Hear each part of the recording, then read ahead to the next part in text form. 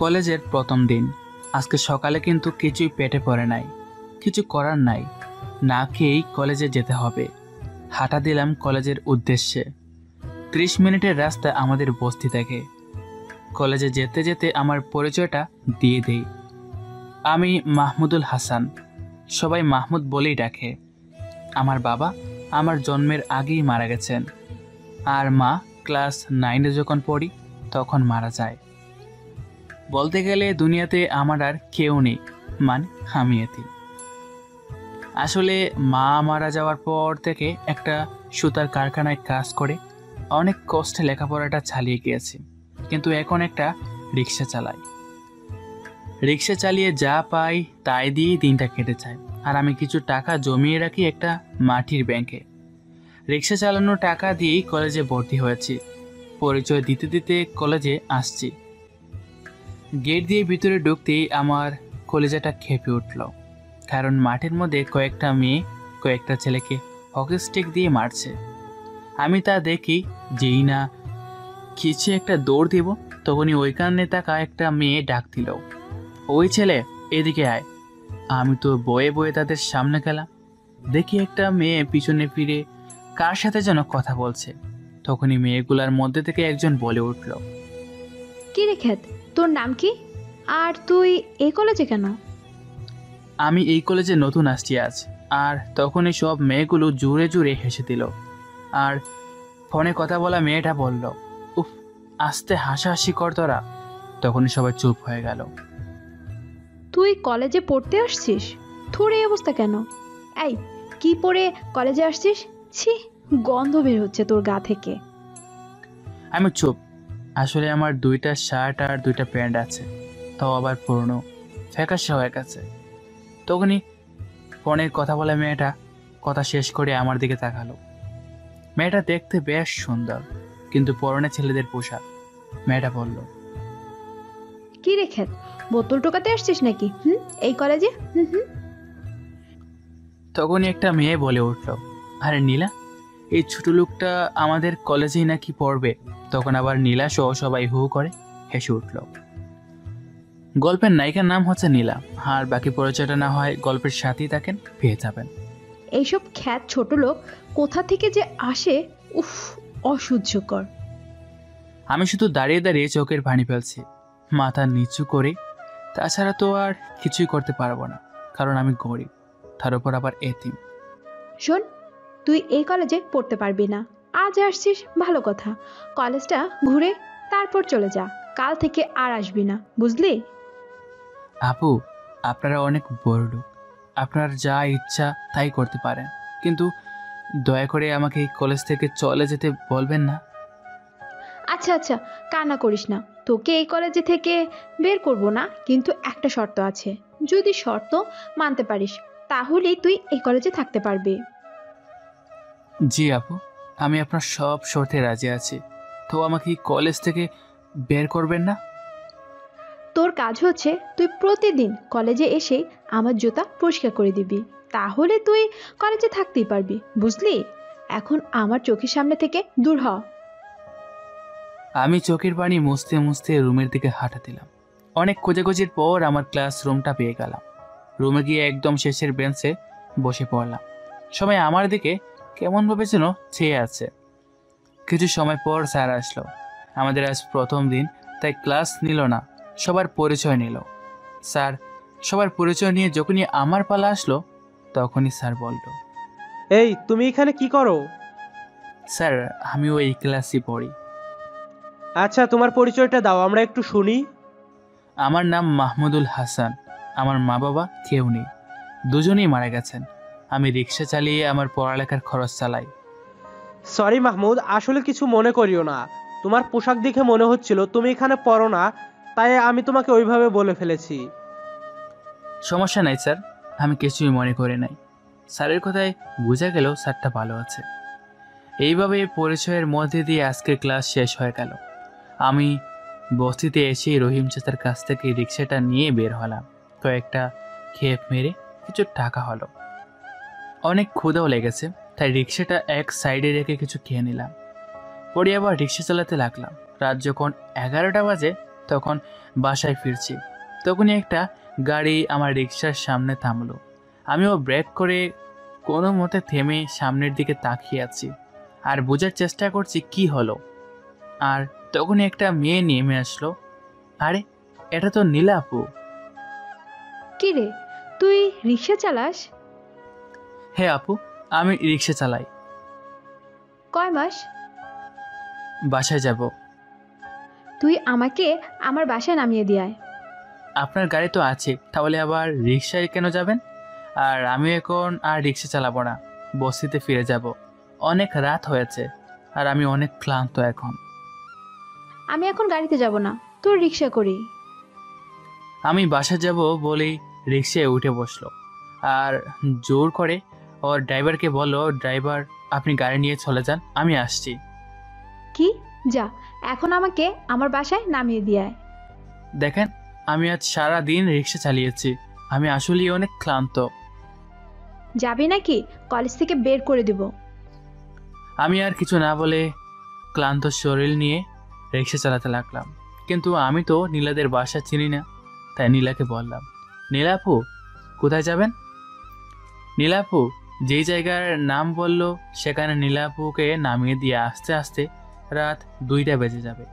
এত রাস্তা অনেক দূর হয়ে যাবে, তাই নীলাকে বললাম, আপু প্লিজ আপনি অন্য একটা গাড়িতে চলে যান, আপনার বাসা তো এখান থেকে অনেক দূর। এই, এত কথা বলিস কেন? কথা না বলে তুই রিক্সা চালা। বুঝতে পারলাম আবু এটা ইচ্ছে করে করলো, তাই কিছু না বলে অনেক কষ্টে নীলাদের বাড়ির সামনে আসলাম। তখন নীলা বলল, দাঁড়া, এটাই আমার বাড়ি, রিক্সা থামা। আমি রিক্সা থামিয়ে বসে রইলাম আর নীলা রিক্সা থেকে নেমে আমাকে একটা 1000 টাকার নোট এগিয়ে দিল। আমার কাছে তো বাংতি নাই আপু। তুই পুরোটা রেখে দে। সরি আপু, রিক্সা চালাতে পারি বাট দয়ার পাত্র হতে পারবো না, আপনার ভাড়া দেওয়া লাগবে না বলেই রিক্সার ঠান দিয়ে চলে আসলাম। নীলা পিছন থেকে অনেক ডাকাডাকি করছে, কিন্তু আমি উত্তর না দিয়ে চলে আসলাম বাসায়। এসে দিকে রাত 3টা বেজে গেছে। আজকে অন্য দিনের চেয়েও একটু বেশি টাকা পাইছি, তাই সকালের খাবারের টাকা রেখে বাকিটা ব্যাংকে রেখে দিলাম। সকালে ঘুম থেকে উঠে দেখি 8টা 45 বাজে, তাই তাড়াতাড়ি রেডি হয়ে না খেয়ে কলেজে চলে গেলাম। গিয়ে দেখি আজ নীলা আপুরা সবাই আমার দিকে তাকিয়ে আছে। আমি ওদের পাশ কাটিয়ে চলে যাব, তখনই নীলা আপু ডাক দিল, কি রে খ্যাত, কই যাস? এদিকে আয়। আমি বুঝতে পারলাম আমাকেই ডাকছে, তাই ওদের সামনে চলে গেলাম। আর তখনই নীলা আমাকে একটা চড় মারলো। আমি গালে হাত দিয়ে দাঁড়িয়ে থাকলাম, কিছু বলছি না। তখনই নীলা বলে উঠল, কি রে ফকিরনি, তুই কালকে টাকা না নিয়ে চলে আসলি কেন? এত ভাব নিলি কেন? যে তুই এই শহরের টপ বড়লোক। চুপ হয়ে সব সহ্য করে নিচ্ছি, কারণ আমি গরিব এতিম, তাই আমাকে সব সহ্য করতে হবে। এখন আমার জুতা পরিষ্কার করে দে। কলেজের সবাই আমার দিকে তাকিয়ে আছে। আমি চোখ দিয়ে পানি ফেলতে বলতে আমার রুমালটা বের করে ওর জুতা পরিষ্কার করে দিলাম। ওর জুতায় কোনো ময়লাও ছিল না, কিন্তু ও এটা ইচ্ছে করেই করছে। যা এখন, আর মনে যেন থাকে আমি আর তোকে প্রতিদিন বলবো না যে তুই আমার জুতা পরিষ্কার করে দে। তুই নিচ থেকে এসে পরিষ্কার করে দিবি। মাইন্ডেড? আমি কিছু না বলে ক্লাসরুমে চলে আসলাম আর পিছনে গিয়ে বসে পড়লাম। আর আমার পাশে বসলো, আমার কাঁধে হাত দিল একটা ছেলে। আমি অবাক হয়ে তাকালাম তার দিকে, কারণ কেউ আমার সাথে কথাই বলে না। আর এই ছেলে আমার পাশে বসে আবার আমার কাঁধে হাত রেখে বসলো। আরে, অবাক হওয়ার কিচ্ছু নেই, আমি অন্যদের মতো না, আর ভয় পেও না। আমার নাম সাব্বির, আমি কি ফ্রেন্ড হতে পারি? আমি অবাক হয়ে তাকিয়ে আছি। আরে তুমি চুপ কেন, কথা বলতে পারো না নাকি? না মানে আমার সাথে বন্ধুত্ব করলে তোমার সম্মান থাকবে না, কারণ আমি গরিব। আরে এত হাইপার হয় না তো, কে কি বললো না বললো আমার তাতে কিচ্ছু যায় আসে না। তুমি খালি বন্ধু হবে কিনা বলো, হ্যাঁ বা না। হ্যাঁ বললে ভালো, আর না বললে মাইর খেতে হবে তোমায়। এখন কি বলবা বলো, আর ভেবে চিন্তে করে বলবা। না বললে যেহেতু মায়ের খেতে হবে, তাহলে হেই বলে দিলাম। ওকে, তাহলে আর তুমি বা আপনি চলবে না, জাস্ট তুই বলে ডাকতে হবে, ঠিক আছে? আচ্ছা ঠিক আছে, সাব্বিরের সাথে ক্লাস করে বাসায় চলে আসলাম। এইভাবে 1 মাস কেটে গেল। আর প্রতিদিন নীলার করা অপমান আর চোর তো আছে। তো একদিন কলেজ শেষ করে রিক্সাটা নিয়ে বের হয়েছি। সারাদিন রিক্সা চালিয়ে রাতে বাড়ি ফেরার সময় হঠাৎ একটা মাইক্রো গাড়ি অনেক স্পিডে আসতে লাগলো। আমার মৃত্যু যেন আমি দেখতে পারছি। হয়তো আর এই মায়ের পৃথিবীতে থাকতে পারবো না। গাড়িটা আমার রিক্সার সাথে অনেক জোরে একটা ধাক্কা লাগলো, আর পরেই আমি ছিটকে গিয়ে রাস্তার একপাশে পড়ে গেলাম। আজ কলেজের ভিতর ঢুকতে একটা ছেলে এসে জড়িয়ে ধরলো আর বলতে লাগলো, মাহমুদ দোস্ত, তুই এতদিন কই ছিলি জানিস? তোকে আমি কত খুঁজেছি। সরি, কে আপনি? আর আমার নাম মাহমুদ না, আমার নাম তো মেহেদি হাসান। আরে দোস্ত, আমি চিনতে পারছিস না? আমি সাব্বির। তুই আমার সাথে ফাইজলামি করতেছিস তাই না? শালা তুইও ভালো হলি না। ভাই দেখেন, আমি সত্যি বলছি। আর আমি কেন আপনার সাথে ফাজলামি করতে যাব? আমি তো এই প্রথম আপনাকে দেখলাম। আবারও বলছি, আপনার হয়তো কোথাও ভুল হচ্ছে। মাহমুদ ভাই, আমার কোনো ভুল হচ্ছে না, প্লিজ ফান করা বাদ দে আমার সাথে। উফ, আপনার নাম কি যেন বললেন? ও হ্যাঁ, সাব্বির। আমি সত্যি বলছি, আমি আপনাকে চিনি না। যাই হোক, আপনি যার কথা বলছেন আমি সে না, কিন্তু আমরা কি ফ্রেন্ড হতে পারি? হাত বাড়িয়ে দিয়ে বললাম। যা হবার হয়েছে, তোর সাথে আবার বন্ধুত্ব করলাম। কিন্তু শোন, আমি এটা শিওর তুই মেহেদি না মাহমুদ। ওকে, আপনার যা মনে হয়। ধ্যাত বেটা, আপনি তুই করে বল। আচ্ছা আচ্ছা, তুই করেই বলবো। দোস্ত, তুই যাই বলিস না কেন, আগের থেকে অনেক স্মার্ট আর হ্যান্ডসাম হয়েছিস। দেখবি আজ সবাই তোকে দেখে ক্রাশ খাবে। আচ্ছা বাদ দে, আমি তো এখানে আজই আসলাম। ক্লাসরুমটা তো চিনি না, আমাকে একটু ক্লাসরুমে নিয়ে চল। দেখি সাব্বির আমার দিকে অবাক নয়নে তাকিয়ে আছে। আমি বললাম, কি রে, তোর আবার কি হলো? হ্যাঁ না না, কিচ্ছু না। তোর কি আসলে কিছু মনে নেই? দেখ সাব্বির, এখন কিন্তু আমার রাগ হচ্ছে, বলে দিলাম। ওকে ওকে, কুল কুল, চল ক্লাসের দিকে যাই। আমি আর সাব্বির ক্লাসরুমের দিকে যাচ্ছি, তখন একটা মেয়ের সাথে খেলাম দেখা। আর আমি নিচে, মেয়েটা আমার উপরে। আমি মেয়েটার দিকে তাকিয়ে আছি। কি চাহনি, মায়া ভরা মুখ, তার চোখ দেখে যে কেউ ফিদা হয়ে যাবে। ঠিক তখনই সাব্বির এসে মেয়েটাকে আমার উপর থেকে সরিয়ে দিল আর আমাকে বলল, দোস্ত, এই নীলা তোকে আবার মারবে, ওর কাছ থেকে মাপ চেয়ে নে। হোয়াট? এই মেয়ে আমাকে মারবে? আবার তুই বলছিস মাপ চাইব? What nonsense! সাব্বির, জানিস আমি কে? তখনই নীলা আমার শার্টের কলার ধরে আর আমায় চোর মারার জন্য হাত বাড়ালো। আর আমি হাতটা ধরে মোচড় দিয়ে বললাম, ওই হ্যালো মিস, সমস্যাটা কি? হ্যাঁ? তখনই নীলা বলল, ছোট লোকের বাচ্চা, তুই আমাকে ধাক্কা দিলি? কত বড় তোর সাহস! তোকে আজ বের করছি। আমার তো চরম পর্যায়ে রাগ উঠে গেল। এই মেয়ে আমাকে ছোট লোকের বাচ্চা বলছে। দিলাম একটা চড় মেরে আর বললাম, শুনেন মিস, আমি ইচ্ছা করে আপনাকে ধাক্কা দিইনি। তুই আমাকে চড় মারলি? আমি তোকে দেখে নেব বলে চলে গেল। হ্যাঁ দোস্ত, তুই নীলাকে মারলি? আরে মারবো না তো কি করব? আমার বাবা মা তুলে কথা বলবে আর আমি ছেড়ে দিব? যাক, বাদ দে। এই মেয়েটা, তুই নীলাকে চিনিস নাই। এই নীলা তোকে কত অপমান করেছে, তোকে দিয়ে ওর জুতা পরিষ্কার করিয়েছে, সব ভুলে গিয়েছিস? দেখ, আমি তোকে আরো আগেই বলেছি আমি এই কলেজে নতুন, আর আমি কাউকে চিনি না। আর তোর সাথে আজ আমার প্রথম দেখা, কথা বলা, বুঝলি? বাই দ্য ওয়ে, এই মেয়েটাকে আমি দেখে নিব। ও কাকে কি করালো না করালো, কাকে দিয়ে জুতা পরিষ্কার করালো না করালো, সব আমি অহংকার আমি বের করে দেব। চল এখন আমায় ক্লাসরুমে নিয়ে চল। তারপর সাব্বিরের সাথে ক্লাস করে বাহিরে এসে বাবাকে ফোন দিলাম। হ্যালো ড্যাড, তুমি আমাকে এই কোন কলেজে পাঠালে? কেন বাবা, কি হয়েছে? উফ ড্যাড, কেন যেন সবাই বলছে আমার নাম নাকি মাহমুদ, আর আমি নাকি এই কলেজে আরো আগে থেকেই পড়তাম। মাহমুদের বাবা একটু ভয় পেয়ে বলল, আরে বাবা, সবারই হয়তো ভুল হচ্ছে, তাই তারা এইসব বলছে। তুমি তাদের কথায় কোনো সময়ই কানে দিবা না। ওকে ড্যাড, তুমি এখন একটা গাড়ি পাঠাও তো, অনেক গরম লাগছে। তোমাকে না বললাম গাড়ি নিয়ে যেতে, তুমি তো নিলে না গাড়ি। আরে ড্যাড, আমি কি জানতাম নাকি এত গরম পড়বে হঠাৎ করে? ওকে, আমি ড্রাইভারকে বলে দিচ্ছি তোমাকে যেন বাসায় নিয়ে আসে। 5 মিনিটের ভিতরে গাড়ি চলে যাবে, তুমি একটু ওয়েট করো। ঠিক 5 মিনিটের ভিতরেই একটা ব্ল্যাক কালারের BMW চলে আসলো। সবার নজর তখন আমার দিকে, আর ধাক্কা খাওয়া মেয়েটাও আমার দিকে তাকিয়ে আছে। তখন সাব্বির আসলো, আমাকে দেখে তো হা করে তাকিয়ে আছে। আমি গাড়িতে বসতে বসতে বললাম, উঠ, তোকে ড্রপ করে দিই। সাব্বির উঠে বসলো, আমরা পিছনে বসেছি। তখন সাব্বির বলল, হ্যাঁ দোস্ত, এই গাড়িটা কার রে? আমি অবাক হয়ে বললাম, আরে এইটা আমার ফেভারিট গাড়ি। আমি সাব্বিরের সাথে কথা বলতে বলতে ওর বাড়ির সামনে চলে আসলাম।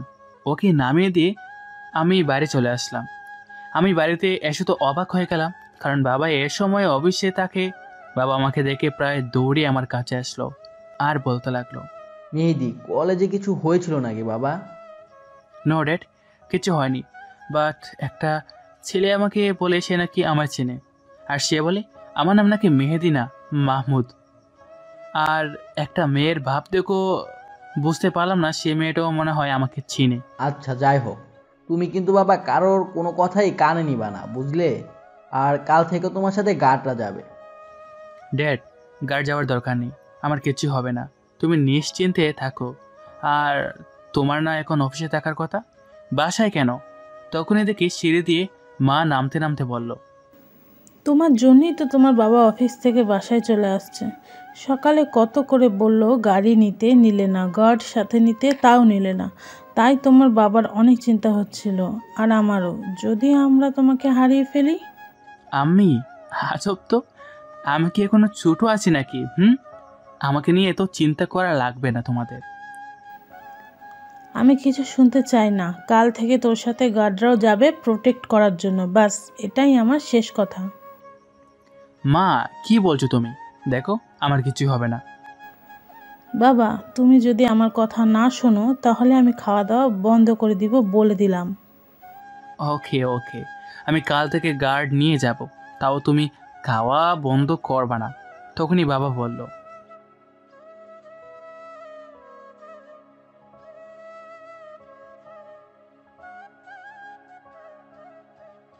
আমি কিছু মনে না করি বললাম, ড্যাড, ছেলেটা আমার সাথেই পড়ে, আর মেয়েটা হয়তো আমার 2 বছর সিনিয়র। কিন্তু বাবা, মেয়েটাকে আমার পছন্দ হয়েছে, দেখতে বেশ সুন্দরী। বাট ড্যাড, মেয়েটার অনেক অহংকার। সত্যি বলছো বাবা? তাহলে মেয়েটার ঠিকানা আমাকে এনে দাও, আমি বিয়ের কথা বলে তোমাদের বিয়েটা দিয়ে দিই। তাহলে তোমার মায়ের জন্য ভালো হবে, সারাদিন বাসায় একা একা বসে থাকে, গল্প করার জন্য একজন একজন সাথী পাবে। উফ ড্যাড, তোমাকে না বললাম মেয়েটার অনেক অহংকার? আগে মেয়েটার অহংকার ভেঙে নেই, তারপর না হয় বিয়ে। ওকে মাই সান, তোমার যা ইচ্ছে, বাট ছেলেটাকে কাল আমার বাসায় আনতে একদমই ভুলবে না, কেমন? এখন আমি অফিসে যাই, অনেক কাজ পেন্ডিং হয়ে জমা পড়ে আছে। কথাটা বলি মেয়েদির বাবা চলে গেলেন। বাবা যাও, এখন ফ্রেশ হয়ে আসো, মা ছেলে ডিনারটা সেরে ফেলি। আম্মি, তুমি এখনো ডিনার করনি? বাজে কয়টা? এত কেয়ারলেস হলে চলবে? নিজের দিকে খেয়াল দাও। বাবা তুমি জানো না তোমার সাথেই আমি খাবার খাই। ওকে আম্মি, সরি, তুমি জাস্ট 10 মিনিট ওয়েট করো, আমি যাব আর আসবো। আমারও অনেক ক্ষুধা লাগছে। খাবার খেয়ে রুমে এসে কিছু সময় ফোনে গাড়াগাড়ি করতে করতে ঘুমিয়ে পড়লাম। চোখ খুলে দেখি মা আমার মাথায় হাত বুলিয়ে দিচ্ছে। আমি মায়ের কোলে মাথা রেখে আবারও ঘুমিয়ে পড়লাম। রাতে খাবার খেয়ে সাব্বিরকে ফোন দিলাম আর নীলার সম্পর্কে সব কিছু জেনে নিলাম। সাব্বিরের কথা শুনে রাগটা চরম পর্যায়ে উঠে গেল। নীলা নাকি মাহমুদ নামক ছেলেটাকে দিয়ে ওর জুতা পরিষ্কার করাতো। আমি মনে মনে ভাবতে লাগলাম, নীলা, আমি তোমাকে দেখে নিব। মাহমুদের সাথে নীলা কি কি করেছে সব কিছু সাব্বিরের কাছ থেকে শুনে ঘুমিয়ে পড়লাম। সকালে ঘুম ভাঙলো মায়ের ডাকে। ঘুম থেকে উঠে ফ্রেশ হয়ে রেডি হলাম। আজকের শ্বাসটা দিলাম, কালো শার্ট, কালো প্যান্ট, চুলগুলো জেল দিয়ে স্পাইক করে নিলাম। কাল একটু নর্মালভাবেই কলেজে গিয়েছিলাম, বাট আজকের শ্বাসটা দেওয়ার কারণ নীলা, বুঝতেই পারছেন। নাস্তা করে কলেজে যাচ্ছি, সামনে একটা গাড়ি, পরে আমি যে গাড়িতে বসে আছি, তারপর আরও 2টা গাড়ি। কলেজের গেট দিয়ে দামি দামি গাড়িগুলা শো শো করে ভিতরে ঢুকে গেল, আর সবারই নজর আমার দিকে, সবাই হা করে তাকিয়ে আছে। গাড়ির দরজা খুলে দিল, আমি বের হলাম। গার্ড আমার পিছনের সামনে দাঁড়ালো। আমি নেমে নীলাকে খুঁজলাম, দেখলাম মাঠে নেই। ওর তো এখানেই থাকার কথা। সাব্বিরের কাছে শুনে যা বুঝলাম, মনে হয় আসেনি এখনো। তখনই সাব্বির আসলো, বাট গার্ডগুলা আমার কাছে আসতে দিচ্ছে না। তাই আমি বললাম, ওকে আসতে দাও। পরে গার্ডদের বাইরে রেখে আমি আর সাব্বির ক্লাসে চলে আসলাম। আর ক্লাসের সব মেয়েরা আমার দিকে নজর হা হয়ে সবগুলো তাকিয়ে আছে। ক্লাস শেষ করে বের হচ্ছি, তখনই নীলার সাথে ধাক্কা খেলাম। নীলা পড়ে গেল। আমি হাত বাড়িয়ে দিলাম। নীলা উঠে আমাকে যে একটা থাপ্পড় দিবে, তখনই গার্ড ওর হাত ধরে ফেললো। আমি তো গার্ডদের উপর অবাক হয়ে গেলাম আর বললাম, তোমরা এখানে কেন? তোমাদের না মাঠে থাকতে বলেছি? সরি স্যার, আপনার বাবা রুমের দরজা পর্যন্ত থাকতে বলেছে। নীলা তো অবাক হয়ে একবার আমার দিকে তাকাচ্ছে আর একবার গার্ডদের দিকে তাকাচ্ছে। তখনই গার্ডগুলা নীলাকে বলতে লাগলো, এই মেয়ে, আপনার তো সাহস কম না? আপনি স্যারকে থাপ্পড় মারতে আসছেন? দাঁড়ান, একটু আপনার ব্যবস্থা নিচ্ছি। উফ, ব্যাপারটা আমি দেখতেছি। তোমরা একটু চুপ থাকো, আর না হলে ডেটের কাছে তোমাদের নামে কমপ্লেন দেব। Sorry sir. সো মিসেস, আপনার নাম? ও হ্যাঁ, নীলা চৌধুরী। যাই হোক, আপনি আমাকে নিশ্চয়ই মাহমুদ ভাবছেন, তাই তো? আসলে আমি মাহমুদ না, আমি মেহেদি। মাহমুদকে যতটুকু দুর্বল ভেবেছেন, তাই কিন্তু আমি না। সো ভেবে চিনতে লাগতে আসবেন, মাইন্ডেড। বলি পাশ কাটিয়ে চলে আসলাম। পরক্ষণই বাবার কথা মনে পড়ে গেল। বাবা তো সাব্বিরকে সাথে করে নিয়ে যেতে বলছে। সাব্বিরকে ফোন দিলাম আর গেটের সামনে দাঁড়াতে বললাম। সাব্বিরকে সাথে নিয়ে বাসায় আসলাম। বাসায় এসে দেখি বাবা অফিসে। রাগ উঠলো বাবার উপর। সাব্বিরকে নিয়ে আসতে বলে এখন নিজে বাসায় নাই। রাগে দিলাম বাবাকে ফোন। হ্যালো ড্যাড, তুমি কোথায়? কেন বাবা, কি হয়েছে? ড্যাড, তুমি না সাব্বিরকে বাসায় আনতে বললে? সাব্বিরকে নিয়ে আসছি, বাট তুমি... সরি বাবা, তুমি সাব্বিরকে আমার অফিসে পাঠিয়ে দাও। সাব্বিরের সাথে আমার কথা আছে। হোয়াট ড্যাড, এটা কোন ধরনের কথা বলছো? ও আমাদের গেস্ট। গেস্টকে তো আমি অসম্মান করতে পারি না অফিসে পাঠিয়ে। ওকে ওয়েট, তুমি সাব্বিরের কাছে ফোনটা দাও।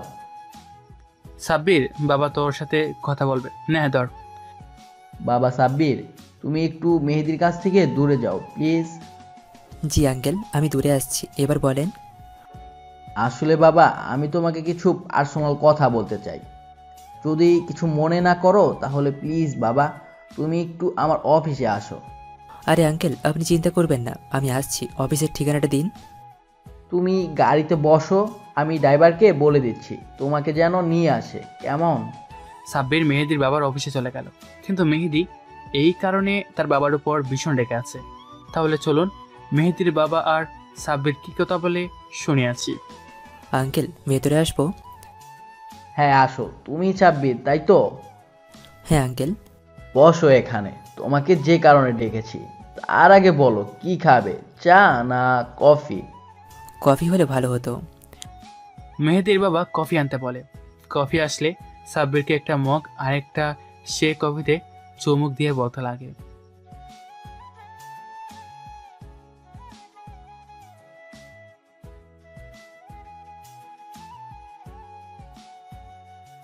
হয়ে মানে? হ্যাঁ আঙ্কেল, চিনতাম, বাট ওর নাম তো মেহেদি না, মাহমুদ। প্রায় 7 মাস আগে আমি যখন অফিস থেকে বাড়ি ফিরছিলাম, আমার গাড়ি একটা রিক্সার সাথে ধাক্কা লাগে। এক কথায় অ্যাক্সিডেন্ট হয়।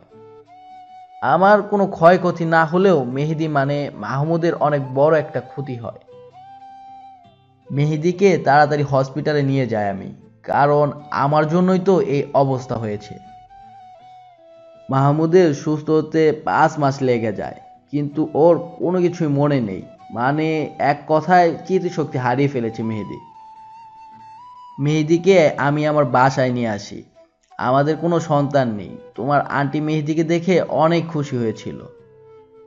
জানো বাবা, টাকা পয়সা আমাদের কোনো সুখ দিতে পারে নাই বাবা, কিন্তু মেহেদি এই 7 মাসে আমাদের সেই অজানা সুখটা মানে সন্তানের সুখটা দিতে পেরেছে।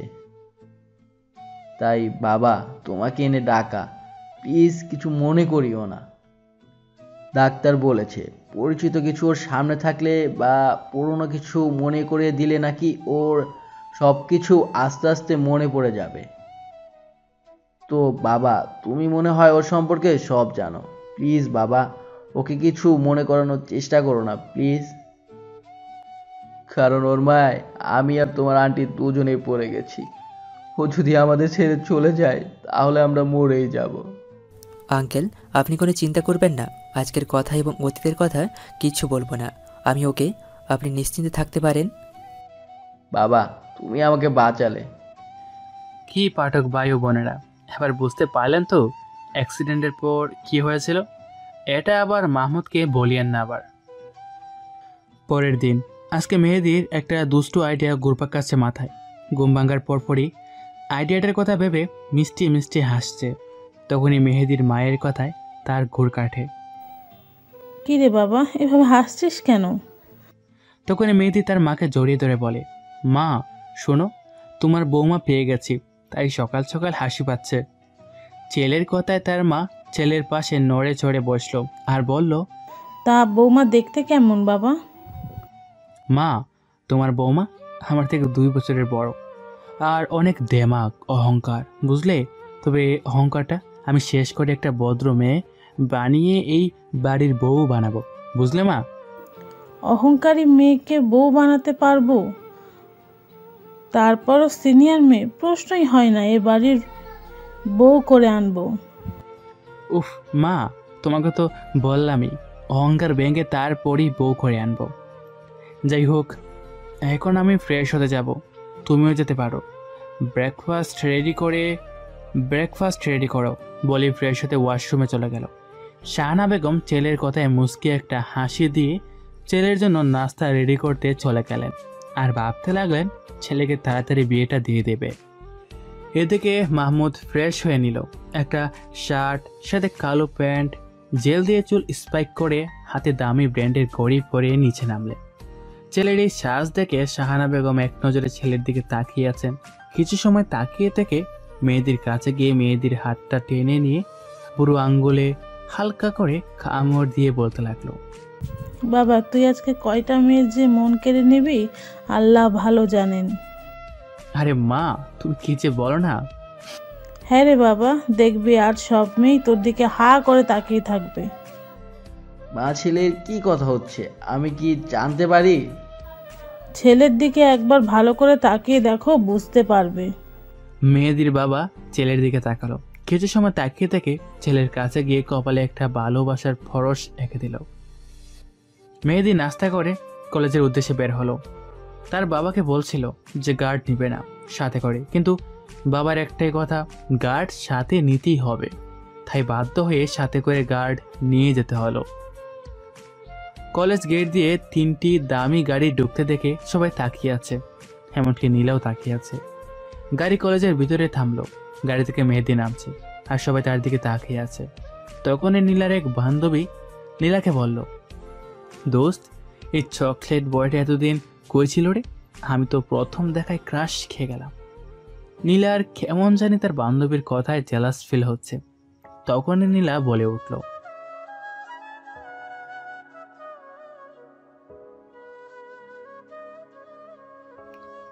নীলার এক বান্ধবী বলে উঠল, নীলা, তুই যে মাহমুদের সাথে কি কি করেছিস তোর মনে নাই? নীলা একটু লজ্জিত হয়ে বলল, জানিসই তো আমার রাগ একটু বেশি। কার রাগ কার উপর খাটায় নিজেই বুঝি না। আমি সত্যি বলছি রে, আমি ইচ্ছে করে করি নাই ওর সাথে। অমন একটা মানুষ, সত্যি আমি ওর সাথে অনেকটা খারাপ ব্যবহার করে ফেলেছি। সরি বলে দিব। তখন নীলার বান্ধবী বলল, শোন, ভালোই যখন বাসিস তাহলে মাহমুদকে সরি বলে মনে হয় কোনো লাভ হবে? তোকে অনেক কষ্ট করতে হবে, বলে দিলাম। আমি গাড়ি থেকে বের হয়ে সামনে হাঁটা দিচ্ছি। উদ্দেশ্য সাব্বিরকে খুঁজে বের করা। তাই 2জন গার্ডকে বললাম, আপনারা একটু কলেজের পুকুর পাড়টায় দেখে আসেন সাব্বির আছে কি না। আর কিছু 3জন গার্ড আমার সাথে ক্যান্টিনে যাচ্ছে। ক্যান্টিনে একটা চেয়ার টেনে বসে পড়লাম। তখনই দেখলাম নীলা আর তার বান্ধবীগুলোও আসছে আর কয়েকটা টেবিল পরে বসে পড়ল। আমি খুব খেয়াল করে দেখছি নীলা আমার দিকে তাকিয়ে আছে আর ওর বান্ধবীগুলোও হা করে তাকিয়ে আছে। ঠিক তখনই গার্ড আর সাব্বির আসলো। সাব্বির বলছে, লাগলো দোস্ত, কি খবর তোর দোস্ত? আজকে তোকে সেই লাগছে, পুরাই তামিল নায়কদের মতো। সব মেয়েরাই আজ তোকে দেখে ফিদা হয়ে যাবে। বাধ্য তো এসব কথা। কি খাবি তুই বল, ট্রিট দিব তোকে আজকে। কী রে, কী হয়েছে যে ট্রিট দিতে চাচ্ছিস? অন্য কোনো কাহিনী আছে নাকি, মানে সামথিং সামথিং? তুই ঠিকই ধরেছিস, তেমন কিছু একটাই, বাট অনেক কাহিনী করবো বুঝলি। কাহিনী করবি মানে? কিছুই মাথায় ঢুকছে না। আমি বুঝে উঠতে পারছি যে নীলা মেয়েটা অহংকারী, তাই দেখে একটু নাচাবো বুঝলি। মানে আমার প্রেমের ফাঁদে ফেলে ব্রেকআপ করে নীলার অহংকার শেষ করে দেব, বুঝতে পারছিস? ও আচ্ছা, ভালো কথা। তুই কি নীলার বাবাকে চিনিস? নীলা কার মেয়ে? নীলা হচ্ছে এই শহরের টপ বিজনেসম্যান আলমগীর চৌধুরীর ডান হাত। তার সাথে এই শহরের মাফিয়াদের মধ্যে টপ। তার কারণেই নীলা কলেজে মাফিয়াগিরি করে, সবাই ভয় পায় নীলাকে। আচ্ছা, তুই আলমগীর চৌধুরী আর নীলার বাবাকে দেখেছিস? হ্যাঁ, না দেখি নাই রে, কিন্তু দেখার অনেক শখ। তোর শখটা পূরণ হবে খুব তাড়াতাড়ি। তার সাথে নীলার বাবাও কেমন। এখন ক্লাসে চল বলেই ক্লাসের দিকে হাঁটা দিলাম। তখনই একটা মেয়ে আমার সামনে আসলো, কিন্তু গার্ডগুলো আসতে দিচ্ছে না। আমি গার্ডকে বললাম আসতে দাও। মেয়েটা এসে আমার সামনে হাঁটু গেড়ে বসে পড়লো আর পিছন থেকে একগুচ্ছ গোলাপ ফুল বের করে বলতে লাগলো, আমি আপনাকে প্রথম দেখেই প্রেমে পড়ে গেছি, কিন্তু বলার সাহস হয়ে ওঠে নাই, কারণ আপনার সাথে সবসময় এরা থাকে, সেই কারণে ভয় আসতে পারি নাই। কিন্তু আমি আমার মনের কথা না বলে থাকতে পারি না, তাই আর সাহস করে বলেই ফেললাম। তখনই নীলা কোথা থেকে এসে মেয়েটাকে দাঁড় করিয়ে বলতে লাগলো, আয় পুচকে, যা এখান থেকে। সুন্দর ছেলে দেখলে প্রেম করতে মন চায়, ভাগ এখান থেকে, না হলে খবর আছে। মেয়েটা নীলাকে দেখে একটু ভয় পেয়ে গেল আর বলতে লাগলো, সরি আপু, তখনই আবার আমাকে বলল, প্লিজ আমাকে উত্তরটা পরে একসময় দিয়েন। বলে এক দৌড় দিল। মেয়েটা আর নীলা জোরে জোরে বলতে লাগলো, উত্তর চাই তো আমার সাথে দেখা করিস, আমি তোকে উত্তর দিয়ে দিব, বদমাশ মেয়ে একটা। কি হচ্ছে এখানে? আপনি মেয়েটা কিভাবে তাড়িয়ে দিলেন কেন? আমার ইচ্ছা তাই তাড়িয়ে দিয়েছি। কোনো সমস্যা তোমার? সমস্যা মানে অনেক সমস্যা। আপনি কেন আমার বিষয়ে নাক গলাতে আসবেন এবং কোন অধিকারে আসবেন? আছে আছে, অনেক অধিকার আছে, বাট সরি মাহমুদ, তুমি আমাকে ক্ষমা করে দিও প্লিজ। জানো আমি তোমার সাথে একটা মাস ইচ্ছে করে খারাপ ব্যবহারটা করিনি। তখন নীলার কথা থামিয়ে দিয়ে সাব্বির নীলাকে বলতে লাগলো, আরে নীলা আপু, আপনি কোনো চিন্তা করবেন না, আমি বলে দেব, তাহলেই আপনাকে ক্ষমা করবে। পুরনো কথা বলবেন না প্লিজ। আর আপনার সাথে আমার পার্সোনাল কিছু কথা আছে, কলেজ শেষে প্লিজ একটু দেখা করবেন। বলি আমাকে টানতে টানতে নিয়ে রুমের দিকে হাঁটা দিল। নীলা অনেক ডাকাডাকি করছে, বাট সাব্বির নীলার কথা পাত্তা না দিয়ে আমাকে রুমে নিয়ে আসলো। আরে ভাই, তুই এইভাবে আমাকে নিয়ে আসলে কেন? মাত্রই তো নীলার জেলাস ফিল হচ্ছিল, দেখলি না?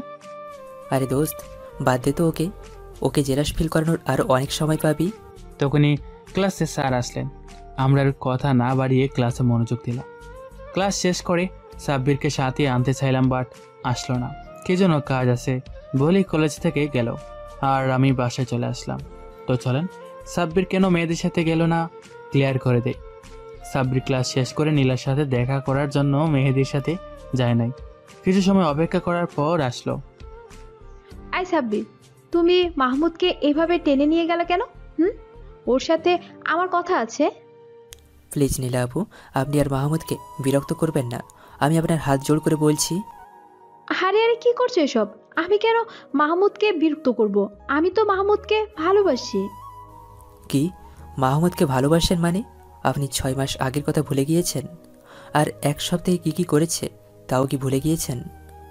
আসলে সাব্বির, আমার মাথা গরম হয়ে গেলে আমি কখন কি করি আমি নিজেই জানি না। আমি যে মাহমুদের সাথে খারাপ ব্যবহার করেছি সেটা একেবারে ইচ্ছে করে করিনি। এই একটা মাস আমার বাবা দেশের বাইরে গিয়েছিল, আমি বাসায় একা ছিলাম আর বাবা আমাকে সময় দেয় না, তাই আমার রাগটা একটু বেশি, তাই কন্ট্রোল করতে পারিনি। আমি সত্যি মাহমুদকে এক সপ্তাহে ভালোবেসে ফেলেছি।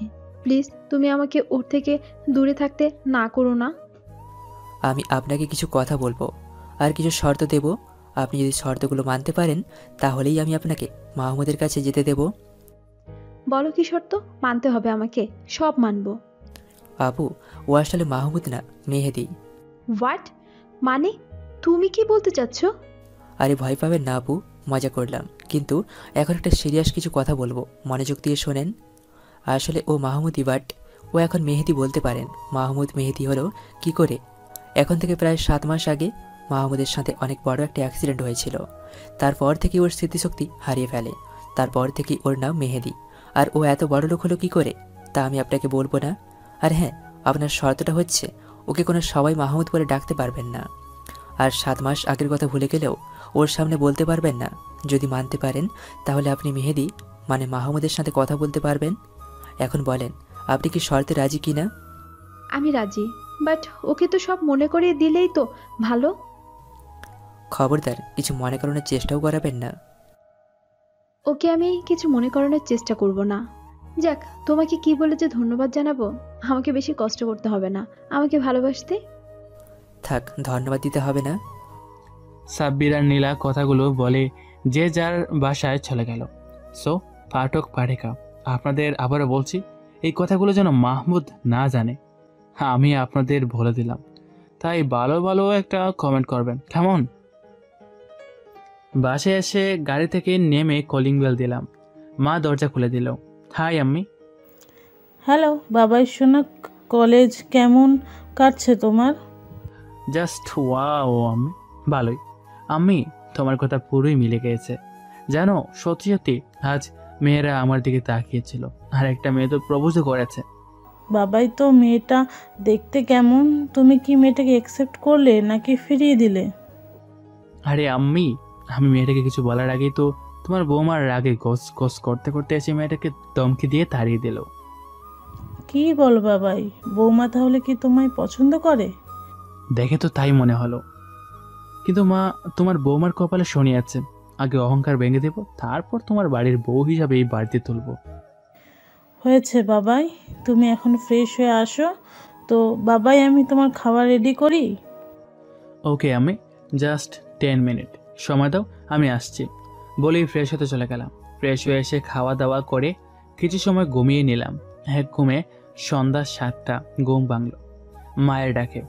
বাবাই সোনা, তোমার কি শরীর খারাপ লাগছে? ডাক্তার ডাকি?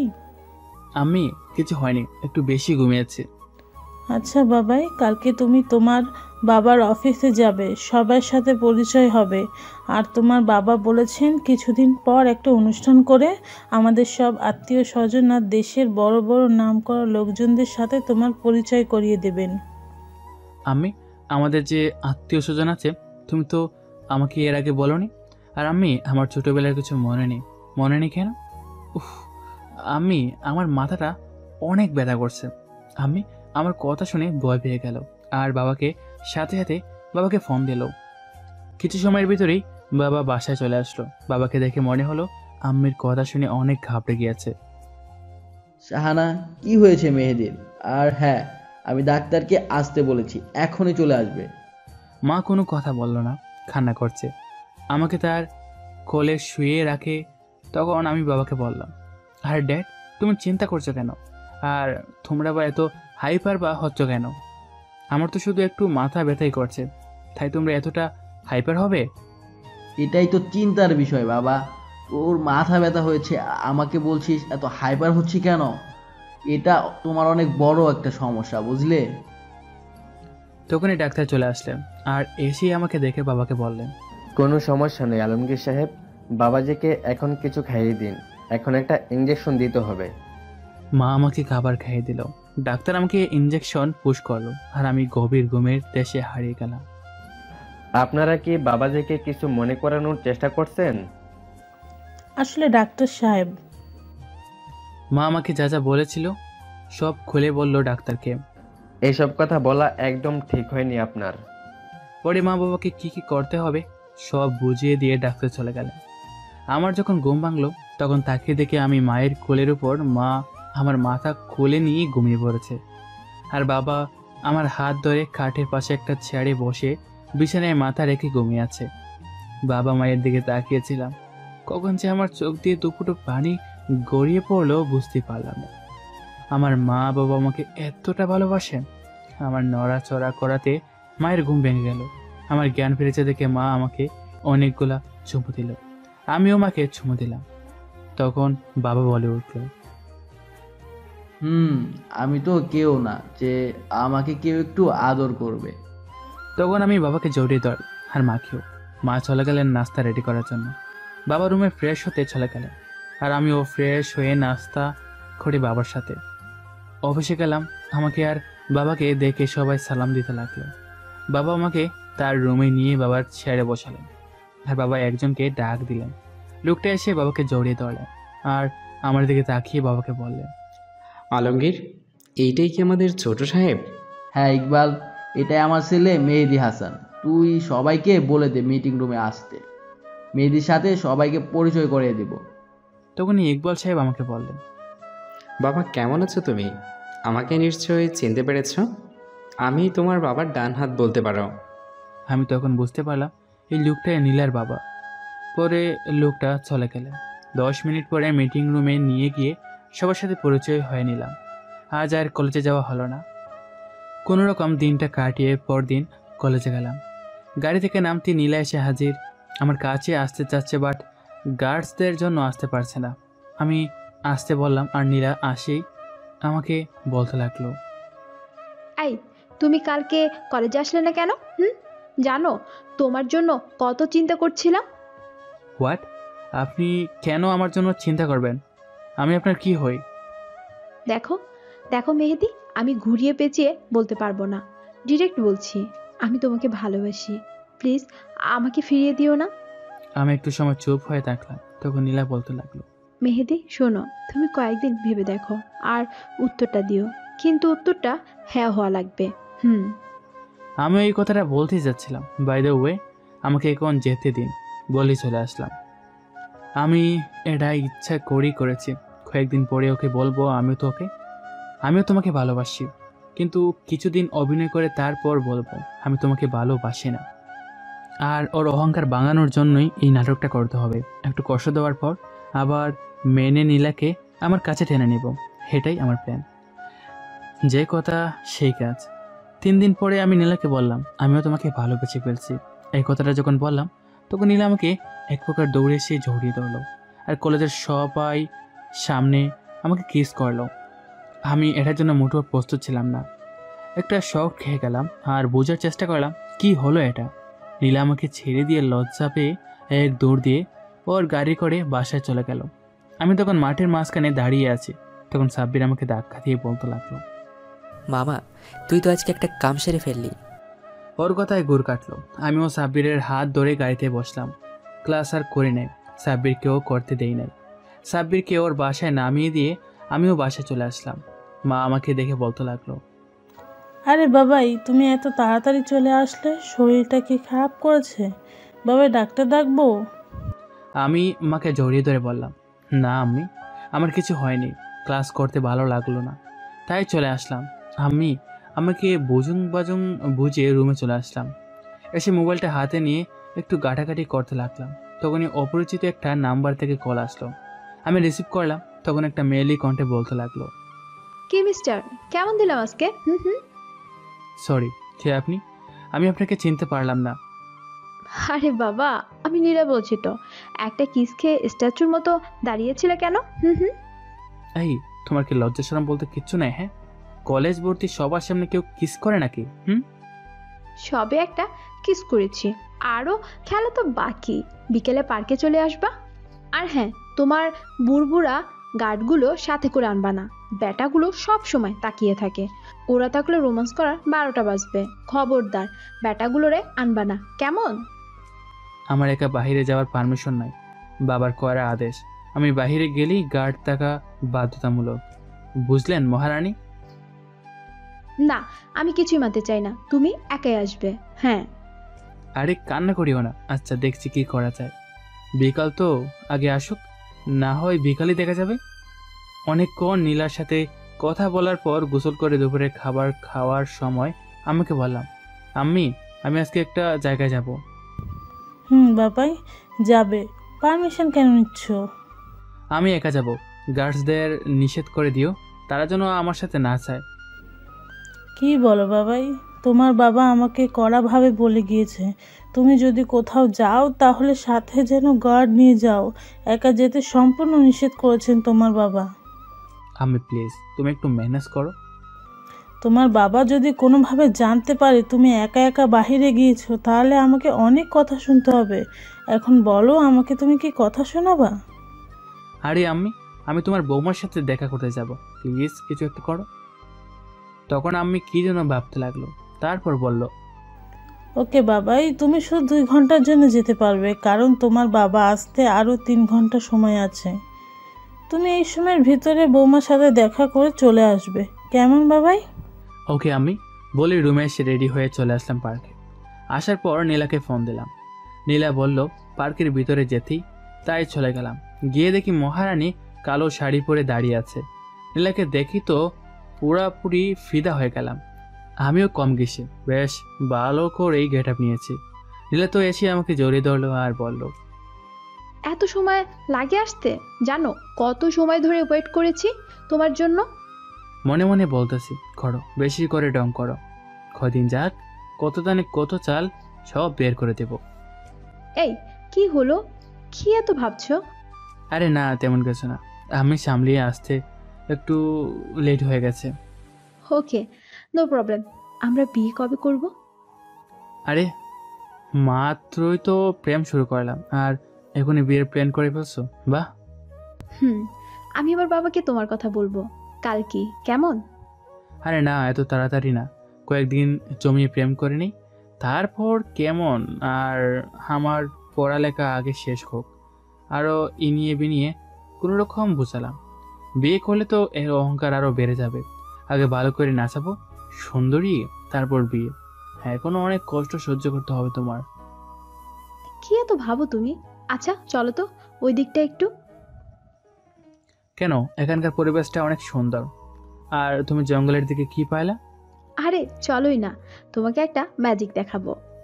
ওকে চলো দেখি, কি ম্যাজিক দেখাও। নীলার সাথে একটু আড়ালে গেলাম, এখান থেকে মানুষ কম দেখা যায়। এখানেও একটা বসার জন্য চেয়ার দেওয়া আছে, তাই নীলা আমাকে বসতে বললো। বসে পড়লাম আর নীলাও বসে পড়ছে। তখন আমি নীলাকে জিজ্ঞেস করলাম, দেখাও কি ম্যাজিক দেখাবে। তখন নীলা আমায় বলল, আচ্ছা তুমি চোখটা বন্ধ করো, আমি দেখাচ্ছি। আরে চোখ বন্ধ করলে দেখবো কিভাবে? তুমি শুধু চোখটা একটু বন্ধ করো, পরে এমনিতেই তোমার চোখটা অটোমেটিক খুলে যাবে আর ম্যাজিকটাও দেখতে পারবে। কথা বাড়ানো বাদ দিয়ে এখন চোখটা বন্ধ করো তো। খেয়াল করার বন্ধ করে নিলাম চোখটা। একটু পর যা ঘটলো তার জন্য আমি মুঠো প্রস্তুত ছিলাম না। নীলা আমাকে তার ঠোঁট আমার ঠোঁটে লাগিয়ে লিপ কিস করলো আর আমার চোখ সত্যি সত্যি অটোমেটিক খুলে গেল। কেয়ার করার আমিও তার সাথে রেসপন্স দিলাম। কত সময় এইভাবে ছিলাম জানি না, তবে বেস্ট একটা ফিলিংস কাজ করছিল, যা বলে বোঝানো যাবে না। তখনই মায়ের ফোন। উফ নীল, এই সময় কে ফোন দিল? আরে আমার আম্মি ফোন দিয়েছে, একটু চুপ থাকো বলি মায়ের সাথে কথা বলতে লাগলাম। হ্যাঁ আমি, বলো। বাবাই তুমি তাড়াতাড়ি বাসায় চলে আসো, তোমার বাবা আসার সময় হয়ে যাচ্ছে। ওকে আমি খুব তাড়াতাড়ি চলে আসছি, চিন্তা করিও না। ড্যাড আসার আগেই আমি বাসায় চলে আসব। মায়ের সাথে কথা বলে ফোনটা কেটে দিলাম। কি হয়েছে, তুমি এক্ষুনি চলে যাবে? আমাকে এখনই যেতে হবে, নাহলে আমার জন্য আমি ড্যাডের কাছে কথা শুনতে হবে। আর কাল তো কলেজে দেখা হবেই আমাদের। আজ তাহলে আসি, কেমন? একটু আমার কাছে আসো তো। কেন, এখন আবার কি? আরে আসোই না। গেলাম তার কাছে, সে আবারও 2-2-4 টুট এক করে দিল। আমি তো এই মেয়ের প্রেমে পড়তে বাধ্য হয়ে যাচ্ছি, যেইভাবে রোমান্টিক অত্যাচার করছে। নীলার কাছ থেকে বিদায় নিয়ে সোজা বাসায় চলে আসলাম। আগে বোঝার চেষ্টা করলাম সব ঠিকঠাক আছে কিনা। সব ঠিকঠাক, সব ঠান্ডা, কোনো সমস্যা নাই বলি যখনই পিছনে তাকালাম আর যা দেখলাম নীলাও আমার পিছনে দাঁড়িয়ে আছে। বেশ অবাকই হলাম, এই মেয়ের কাজ দেখে আমাকে ফলো করতে করতে আমার বাসা পর্যন্ত চলে আসলো আর আমি টেরই পেলাম না। আরে নীলা, তুমি বাসায় আসলে কেন? এখন যদি বাবা মা জানতে পারে তাহলে কি হবে বলো তো? কি হবে? কিচ্ছু হবে না। তোমার আম্মুকে বলবা যে আমি তোমার বউ। আমাদের কথা মা শুনতে পেয়ে রুম থেকে বের হয়ে আসলো আর বলতে লাগলো, মেহেদি মেয়েটাকে দেখতে কি মিষ্টি। আসলে মা হেটাই নীলা, মানে তোমার বাড়ির বউ বলেই দিলাম এর তোর। আমি রুমে এসে ভাবতেছি কি সাংঘাতিক মেরে ফলো করতে করতে বাসে চলে আসছে।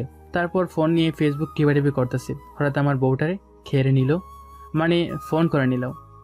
তাকে দেখে নিলাম ফোন নিয়ে গুতাগুতি করে, আবার ফোনটা রিটার্ন দিল আর জড়িয়ে ধরলো।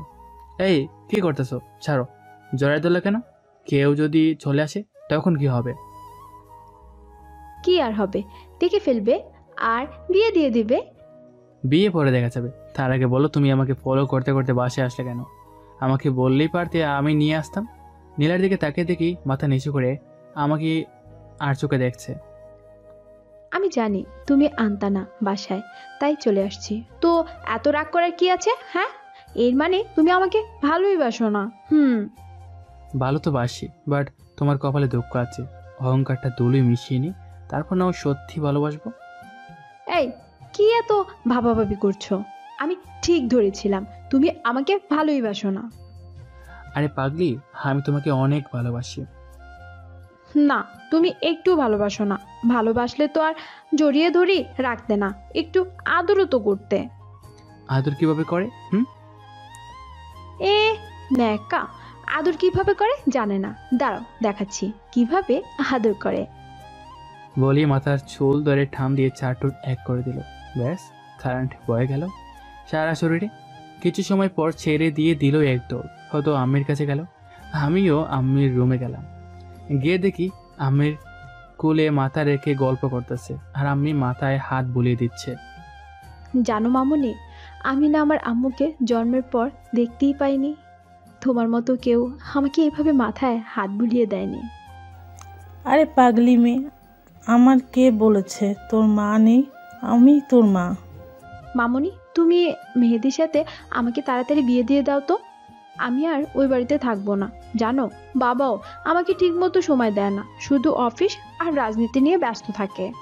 বাহ, বিয়ে করার এত শখ! আমি বাবা তাড়াতাড়ি বিয়েটি করতে পারবো না। পড়াশোনা শেষ করব, আরও 3-4টা প্রেম করব, তারপর বিয়ে করব। কি, তুই আমাকে ছাড়া আরো 3-4টা প্রেম করবি? দাঁড়া বলেই মায়ের সামনে কলার চেপে ধরলো। আরে ছাড়ো ছাড়ো, কি করতেছ? তুই শুধু আমার সাথে প্রেম করবি, আর কারোর সাথে প্রেম করতে পারবি না। এদিকে আম্মি তো হাসতে হাসতে গড়াগড়ি খাচ্ছে নীলার কাণ্ড দেখে। তখন নীলা আম্মিকে বলতে লাগলো, মামুনি তুমি হাসছো কেন? তুমি তোমার ছেলেকে কিচ্ছু বলছো না কেন? তখন আম্মি এসে আমার কান ধরে বলল, ওরে বাদুর ছেলে, মেয়েটাকে থাকা, আমি এখন গেলাম। বলেই আমি চলে গেল। আর এইদিকে নীলা তো চোখের পানি নাকের পানি এক করে ফেলেছে, তাই আমিও লিপ কিস করে বসলাম। তখনই নীলার কান্না অফ করে দিয়ে চোখ বড় বড় করে ফেলল। আমি নীলাকে ছেড়ে দিয়ে তার দিকে তাকালাম।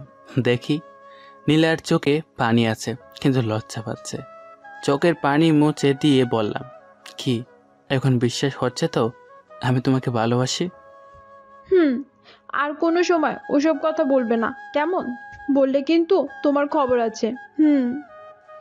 আমি নীলার কাঁধে হাত দিয়ে আলতো করে জড়িয়ে ধরে বললাম, আরে পাগলি, আমি তো মজা করে বলছি, তুমি একটু জেলাস ফিল করার জন্য। তবে রে, বলেই মারতে লাগলো। আমিও মারের হাত থেকে বাঁচার জন্য দৌড় দিলাম। দৌড়ে বাইরে চলে আসলাম। আমি যখন দরজার বাইরে চলে আসছি তখন নীলা দরজার সামনে দৌড়ে আসছে। আর তখন ড্যাড অফিস থেকে বাসায় ফিরে রুমে যাচ্ছিল। ব্যাস, দুজনেই ধাক্কা খেয়ে দপাস করে পড়ে গেল। ড্যাড তো অবাকের চরম পর্যায়ে, আর নীলা মেঝেতে পড়ে চোখ বন্ধ করে ফেলে। চোখ বন্ধ অবস্থায় বলতে লাগলো, মেহেদির বাচ্চা, আজকে তোকে তো আমি একদম খুন করে ফেলবো। ও মা গো, আমার কোমরটা মনে হয় গেছে গো। আরে আরে মা, কান্না করছো কেন? কে তুমি মা? নীলা চোখ খুলে থেকে তার সামনে একজন মধ্যবয়সী লোক তাকে এইসব কথাগুলো বলছে।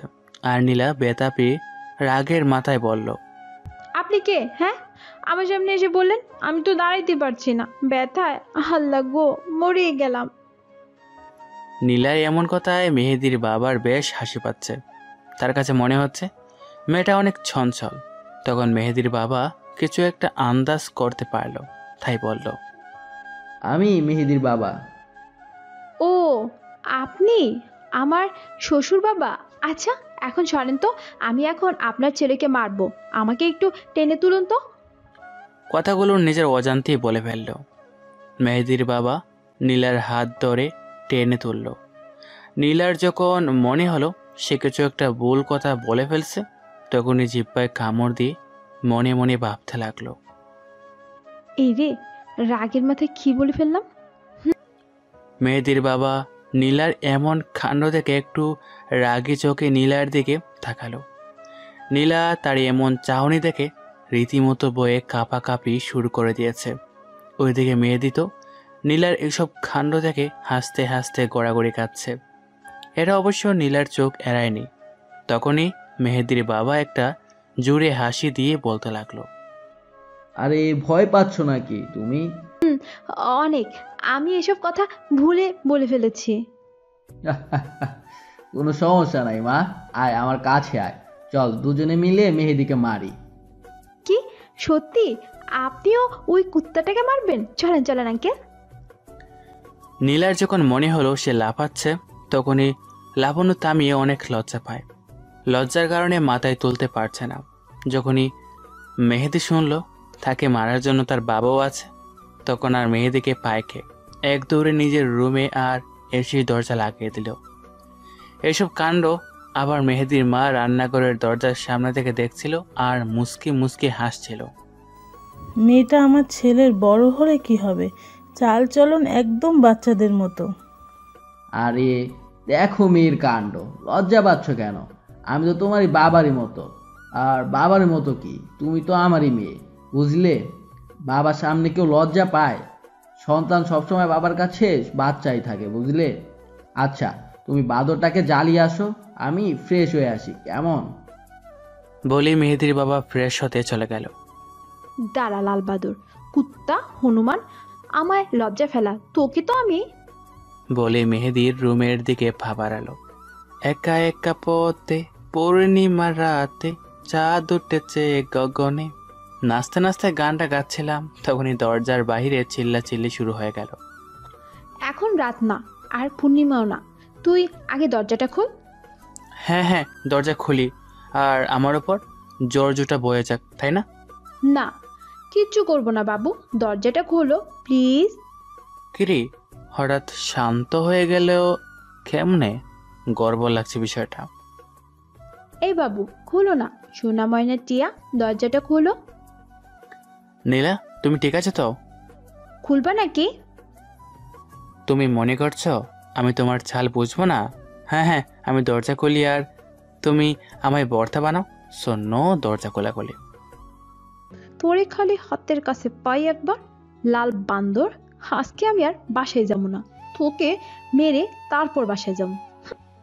কথাগুলো বলে রাগে গস গস করতে নিচে নেমে গেল। ওরে আল্লাহ, এই মায়া বলে কি এতে নাকি আজকে বাসায় যাবে না। আমার কপালটার উপর এমন ঠাড়া কেন ফলাইলে আল্লাহ? এসব ভাবতেছি তখনই আম্মের ডাক। কি আর, আম্মি ডাকে নিচে তো যেতেই হবে। ও মা, নিচে গিয়ে দেখি আম্মি ম্যাডামকে খাওয়াই দিতেছে আর মহারানী রাক্ষসীর মতো কাঁদছে। আরে মজা করলাম। নীলা যখন খায় তখন একেবারে বাচ্চা মেয়েদের মতো লাগে। আম্মি ডাকলেন কেন? নীলা নাকি আজ বাসায় যাবে না। তো আমি কি করব? কি করবি মানে? তোর পাশের রুমটা পরিষ্কার করে দে। হোয়াট? আম্মি, তুমি এসব কি বলছো? আমি পরিষ্কার করব? তাও আবার রুম? এত সার্ভেন্ট থাকতে আমি? যা, তুই করবি, যা, কাজে লেগে পড়। নীলার দিকে তাকিয়ে দেখে মুস্কি একটা বেটকি সাথে চোখ মারলো। বুঝলেন না তো, কাজটা এই মেয়ের, আমায় দিল ভাসিয়ে। কি রে, এমন হ্যাবলার মতো দাঁড়িয়ে আছিস কেন? যা, কাজে লেগে পড়। কি আর করার, অতি দুঃখ আর কষ্ট নিয়ে রুমটা গুছাতে গেলাম। কাজ করছি, এমন সময় নীলা আর দুজন সার্ভেন্ট আসলো। আহারে, আমার বরটা আমার জন্য এত কষ্ট করছে, থাক আর কষ্ট করা লাগবে না। তুমি যদি রুমটা গোছাও তাহলে আর আমার ঘুমানোই লাগবে না। বলি আমার সামনে এসে দাঁড়ালো, আর আমাকে দেখি তার মুখটা কালো হয়ে গেল, কারণ অনেক ঘেমে গেছি, সাথে মুখে ময়লা। আমার মুখটা বাজে একটা অবস্থা হয়ে গেছে। আরে, তোমার রুম পরিষ্কার করতে বলছে দেখে তুমি তাই করবা নাকি? হ্যাঁ ওটা তো আমি মামুনিকে মজা করে বলতেছিলাম। আমি চুপ। আসো আমার সাথে। কি অবস্থা করে ফেলেছো ফেসটার। বলি হাত ধরে আমার রুমে নিয়ে আসলো আর ওয়াশরুমে ঢুকিয়ে দিল। আমি ওয়াশরুমের দরজার সামনে দাঁড়িয়ে আছি, তখন নীলা আমার শার্ট আর প্যান্ট এনে আমার হাতে ধরিয়ে দিল। আমি দাঁড়িয়ে আছি দেখে বলতে লাগলো, কি হলো, দাঁড়িয়ে আছো কেন? ফ্রেশ হয়ে নাও। আমি কোনো কথা না বলে দরজাটা জোর করে লাগিয়ে দিলাম। এই রে, মনে হচ্ছে বেশ রেগে গেছে। সমস্যা নেই, ফ্রেশ হয়ে বের হোক, এক ডোজ দিয়ে রাখবো আর উধাও হয়ে যাব। ফ্রেশ হয়ে বের হলাম, কিন্তু নীলাকে দেখতে পাচ্ছি না। যাক, এখন একটু রিল্যাক্সে ঘুম দেব। বেডের উপর শুয়ে পড়লাম। চোখটা বুঝতে না বুঝতেই শরীরের উপর 50 কেজি ওজনের তুলার বস্তা পড়লো মনে হচ্ছে। কিন্তু চোখ খোলার আগেই ঠোঁটে কোমল কিছুর স্পর্শ পেলাম। এক চোখ খুলে দেখে নীলা আমার উপর শুয়ে আমাকে কিস করতেছে।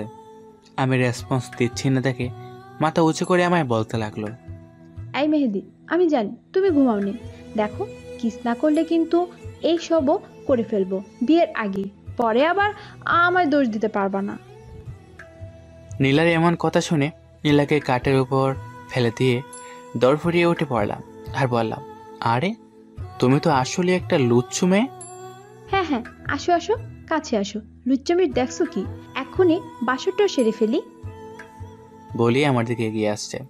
এই তুমি ওখানে দেখো, আর এগোবে না বলে দিলাম। এক দৌড়। নীলা তো হাসতে হাসতে বেডে গড়াগড়ি কাচ্ছে। নীলার জন্য যেই রুমটা ঠিক করা হয়েছে আমি এসে দরজা লাগিয়ে দিই, শুয়ে পড়লাম সেই রুমে। কিছু সময় পর দরজায় ঠক ঠক আওয়াজ হতে লাগলো। কি রে মেহেদি বাবাই, তুই এই রুমে কেন শুয়েছিস? আমি তোমার বৌমারে জিজ্ঞেস করো। দরকার নেই জিজ্ঞেস করার। বাবাই, তুই তোর রুমে গিয়ে ঘুমিয়ে পড়। বের হ তাড়াতাড়ি, নীলা ঘুমাবে। আরে আমি, তোমরা মা মেয়ে মিলে কি আমার শান্তি দিবে না নাকি? বলেই দরজা খুলে দেখি মায়ের পাশে নীলা দাঁড়িয়ে আঙ্গুলের খামড় দিয়ে মিটমিট করে হাসছে। যা বাবা, এর এরকম হাসি দেখে তো ফিদা হয়ে গেলাম। আমি যে নীলাকে দেখে বাস টুকু ক্রাশ খেয়েছি তা বুঝতে না দিয়ে রাগে চোখে তাকিয়ে আমার রুমে চলে আসলাম। রুমে এসে রিল্যাক্সে গা এলিয়ে দিলাম বেডে, সাথে সাথে ঘুমিয়ে গেলাম। রাত প্রায় 3টার দিকে মানে 1 নাম্বার পেয়ে ঘুমটা ভেঙে যায়। তখন খেয়াল করলাম কে যেন আমায় খুব শক্ত করে জড়িয়ে ধরে খুব শান্তিতে ঘুমিয়ে আছে। আমার আর বুঝতে বাকি নেই কে হতে পারে। নীলাকে হাত দিয়ে সরাতে চেষ্টা করছে, কিন্তু মহারানী আমায় আরো শক্ত করে জড়িয়ে ধরেছে। এদিকে আমার আবার সেই লেভেলের চাপ ধরেছে। আমি জোর করে ছাড়িয়ে ওয়াশরুমে গিয়ে কাজটা শেষ করে আসলাম। ও মা, আমি এসে দেখি নীলা বসে আছে আর নাক টানছে, তাই লাইট অন করলাম। লাইট অন করে নীলাকে দেখে তো আমার মাথায় বাস পড়ার মতো অবস্থা। মিস বসে বসে কান্না করতেছে। আমি নীলার গালে হাত দিয়ে বললাম, আরে তুমি কান্না করতেছো কেন? নীলা আমার হাতটা জাটকা দিয়ে সরিয়ে দিল। আমি আবার বললাম, আরে বাবা কি হয়েছে, শরীর খারাপ করছে, কান্না করছো কেন বলো আমায়। তখন নীলা আমায় কিছু না বলেই হাতটা ছাড়িয়ে নিয়ে চলে গেল। আমিও নীলার পিছনে গেলাম ওর রুমে। দরজাটা আটকাতে চেয়েছিল, কিন্তু আমার জোড়াজুড়িতে পারে নাই। নীলা গিয়ে বেডের উপর চুপচাপ মুখ ঘুরিয়ে শুয়ে পড়ল। আমি লাইট জ্বালিয়ে দিয়ে নীলার পাশে বসলাম, মাথায় হাত বুলিয়ে দিতে দিতে বললাম, এই নীলা, এই কি হলো, শুধু শুধু কান্না করতেছ কেন? আমি ওর মাথায় হাত বুলিয়ে দেওয়ার চেষ্টা করতেছি, আর সে বারবার হাত সরিয়ে দিচ্ছে। বেশি কিছু না ভেবে নীলার পাশে শুয়ে শক্ত করে জড়িয়ে ধরলাম আর বললাম, এই সিনিয়র বউ, তুমি আমার উপর রাগ করছো নাকি? আচ্ছা বাবা, সরি, প্লিজ কথা বলো। চুপ। কান্না করছি শুধু। আরে বাবা সরি সরি বললাম তো। আচ্ছা তুমি যা শাস্তি দিবা দাও, আমি মাথা পেতে নিব। কথা দাও, আমি যা শাস্তি দেব তুমি তাই মাথা পেতে নিবে। ফুফিয়ে ফুফিয়ে খেতে খেতে বলল। আমি কিছু না ভেবেই কথা দিয়ে দিলাম। আচ্ছা কথা দিলাম, তুমি যা শাস্তি দিবা আমি তা মাথা পেতে নিব। সত্যি তো? প্রমিস করো। সত্যি প্রমিস। তাহলে 1 সপ্তাহের ভিতর আমায় বিয়ে করবে। আর তুমি এসব কি বলো, আমার বিয়ের বয়স হয়েছে নাকি? আই, তুমি কিন্তু প্রমিস করেছো। আর কি বলবা? হ্যাঁ, তোমার বিয়ের বয়স হয়নি। আজ আমায় বিয়ে করলে কালকে আমার মেয়ের বাবা হবা, আর উনি বলছে তার নাকি বিয়ের বয়সই হয় নাই। আচ্ছা, বুঝলাম আমার বিয়ের বয়স হয়েছে, কিন্তু এত তাড়াতাড়ি কেন? আমি চাই এই বুকটা, তোমার এই বুকে আমি আমার সুখ, শান্তি, ভালোবাসা খুঁজে পেয়েছি। আজ রাতে তুমি যখন আমায় জোর করে ছাড়িয়ে উঠে গেলে, কেন জানি আমি কত কষ্ট পেয়েছি তখন। ও আচ্ছা, এই ব্যাপার। তুমি এই জন্য কান্না করছিলে? আরে পাগলি, আমার পেয়েছিল, তাই তোমায় জোর করে। এই মানেটা আবার কি? হ্যাঁ, মানে হচ্ছে কি তুমি বুঝিয়ে বলবা নাকি? হুম হুম। আরে কিভাবে যে বুঝাই? মানে হচ্ছে আমার 1 নাম্বার ধরেছিল। আবার 1 নম্বর ধরেছিল মানে কি? কানে কানে বলি কেমন? বলো। ওই মেয়েরা, আপনারা বুঝে নেন, আমি নীলাকে বলে দিয়েছি, নীলার কানে কানে। যা ফাজিল পোলা। তুমি কিন্তু আমায় কথা দিয়েছো বিয়ে করবা, আর 1 সপ্তাহের ভিতর। কি বলো? আমি পড়ালেখা শেষ করি আর তুমিও। আমি এত কিছু জানি না, তুমি প্রমিস করেছো, ব্যাস। আমায় বিয়ে করবা মানে বিয়ে করবা, না হলে এখন যা করব না কালকেই বিয়ে করতে বাধ্য। কি করবা যে আমি বিয়ে করতে বাধ্য হব? এখন একটা চিল্লানি দিব, ব্যাস, খেল খতম। মামুনি আর বাবা আসবে, আমাদের এক রুমে দেখবে। বুঝতেই পারছো তো পরে কি হবে? কি হবে পরে? কি আর হবে, সকালে কালজি ডেকে বিয়ে পড়িয়ে দিবে। কি মিস্টার, দিব চিল্লানি? তুমি তো একটা। কি?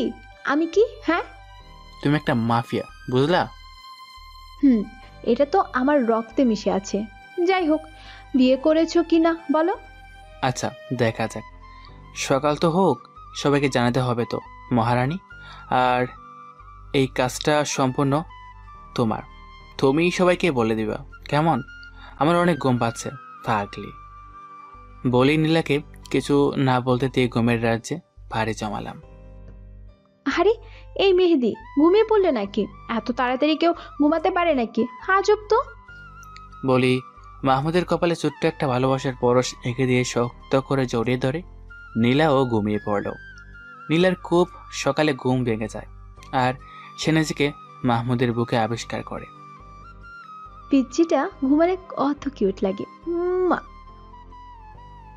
বলি মাহমুদের গালে একটা কিস করে বসলো। আরে সকাল সকাল এই মেয়েটা স্বপ্নে আদর করতে আসছে, কিছুই বুঝি না। মেয়েটা পুরো একটা পাগলি, ঘুমের মধ্যেও আদর করতে চলে আসে। ঘুমের ঘুরে মাহমুদের এমন আজিব মার্কা কথা শুনে বেবাচাকা খেয়ে গেল নীলা। পরক্ষণে হাসি পেল আর বলতে লাগলো, এই বোকা ওঠো, আমি সত্যি সত্যি আদর করতেছি।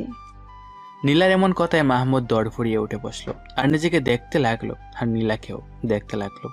মেহেদি বলে গিয়েছিল যে রাতে সে নীলার সাথে ঘুমিয়েছিল, আর সকাল সকাল নীলার ভালোবাসাটাকে স্বপ্ন মনে করে ঘুমের করে বলে ফেলছে।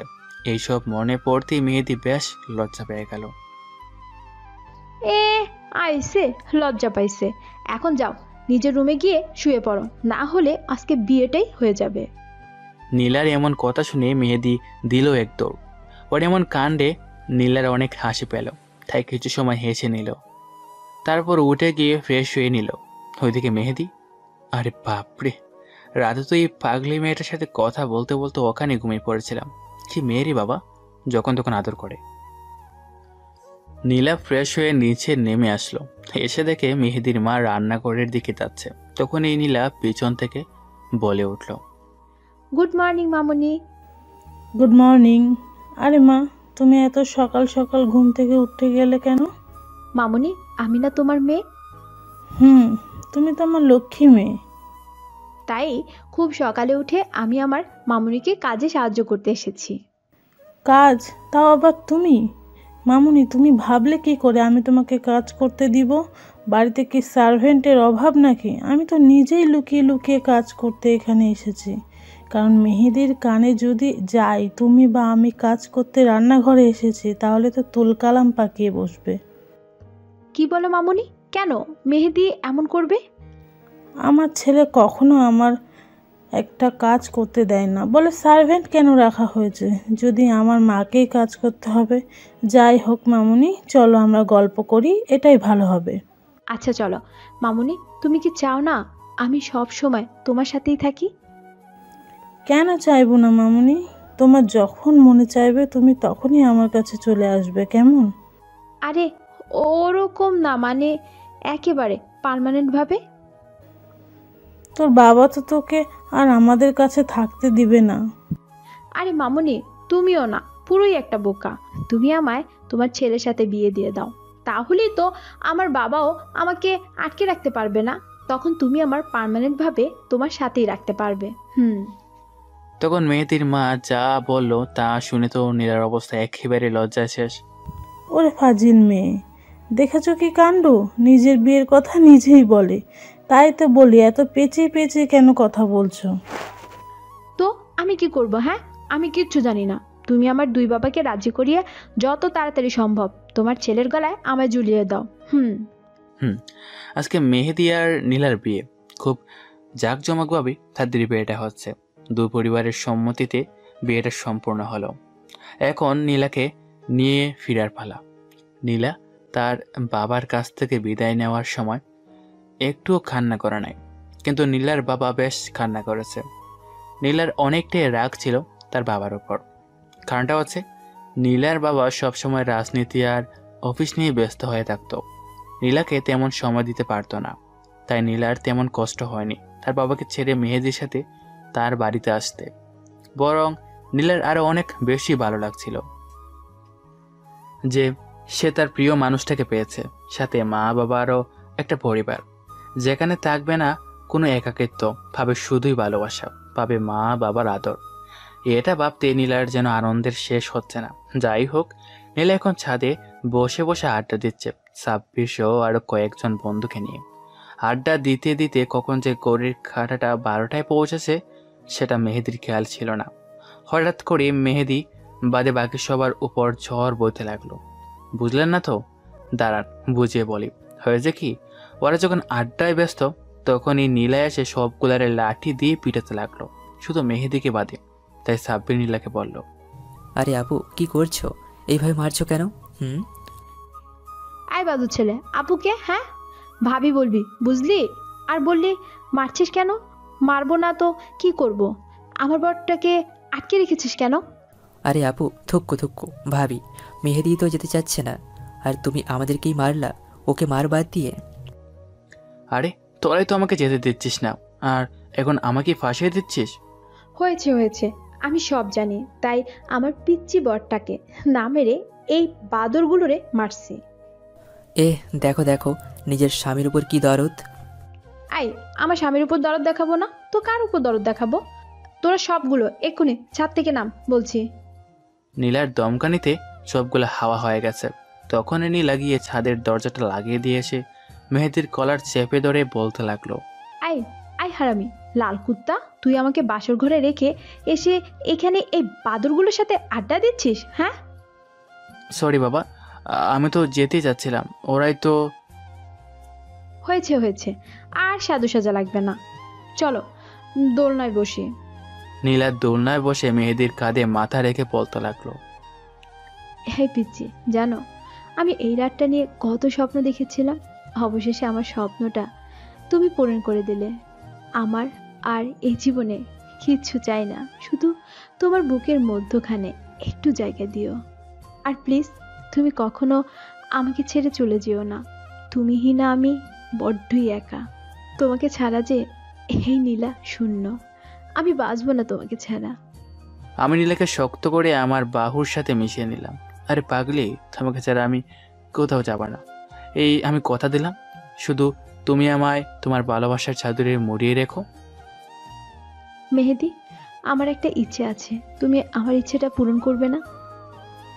কেন করব না? তুমি শুধু বলেই দেখো, তোমার কোনো ইচ্ছে আমি অপূর্ণ রাখবো না, শুধু একবার বলো। এই ইচ্ছেটা বললে পূরণ হবে না, কাজ করে পূরণ করতে হবে। নীলা কথাটা বলে লজ্জা পেয়ে মেয়েদের বুকে মুখ লুকালো। আরে কি এমন ইচ্ছা যে কাজ করে পূরণ করতে হবে? আরে তুমি এত লজ্জাই বা পাচ্ছ কেন? হ্যাঁ দেখো, সিনিয়র বউটা লজ্জায় একেবারে লাল হয়ে যাচ্ছে। আই বোকা ছেলে, তুমি কিচ্ছুই বোঝো না নাকি?